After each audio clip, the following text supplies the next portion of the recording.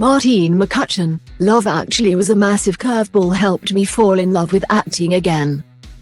Martine McCutcheon was woven into festive film history almost 20 years ago when she signed up to a little-known Richard Curtis film about love and all its facets. Little did she or her co-stars know the grip Love Actually would have across the globe when it was released, and now still 2 decades on. The Olivier winner, who rose to fame as Tiffany in EastEnders in the 1990s, revealed that she almost walked away from her career to study art before she was offered the Yuletide flick. The 46-year-old recalled suffering burnout following her turn as Eliza Doolittle in the stage production of My Fair Lady, and said how the pressures associated with life in the public eye forced her to consider life away from acting.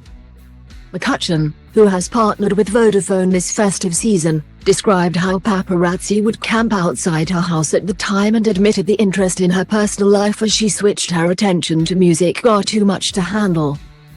"It was quite a harrowing, scary time," she told The Standard.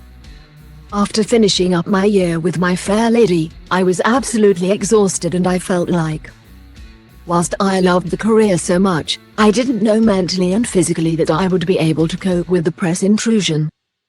For years there wasn't a day that went by that something wasn't written about me. Because I had a spell where I got unwell and I had fallen a bit off the pedestal. It just became relentless, the intrusion, and I decided that I was going to give up the industry.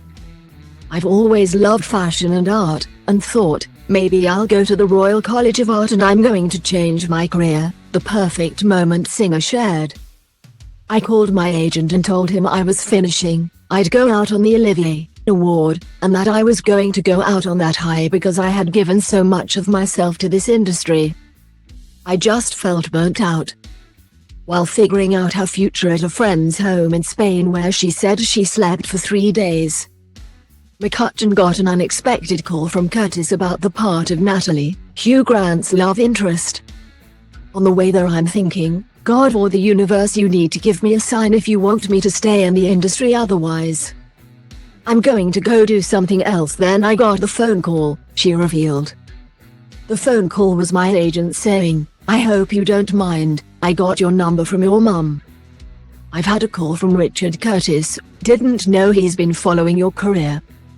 He knows your records, seen you in EastEnders, saw you in My Fair Lady, loves you and wants you to read opposite Hugh Grant.' And I dropped the phone, I just could not believe it." The TV star admitted that she will be forever grateful to the holiday rom-com for reigniting her love for the industry. She continued, "Thanks to Love Actually, I dug deep. At a time I wasn't very confident. But I found the confidence to feel the fear and do it anyway. I made a decision about what I wanted to do for a living from a place of confidence rather than a place of fear or worrying about what other people thought. It completely turned things around for me. It was great. It was a really, really big curveball in my life that I'm forever grateful for." The actress spoke to The Standard as she helped Tanya Badge, a former theatre performer who had her voice box removed following a rare cancer diagnosis in 2020, to sing A Christmas Carol for her sister.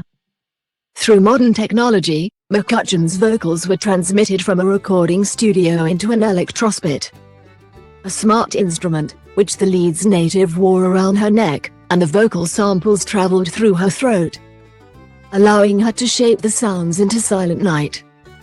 The pair were then able to perform the carol for Ms. Badge's sister Mia, who was unable to be with her sibling during her cancer treatment due to COVID lockdowns, using Vodafone's 5G network. "To be able to partner with Vodafone to make Tanya and Mia's Christmas super magical has been a real privilege for me," the former EastEnders star said. "I've been so inspired learning about the laryngectomy community and hope this project will educate the wider public on how to help remove any stigmas those with diverse voices may face."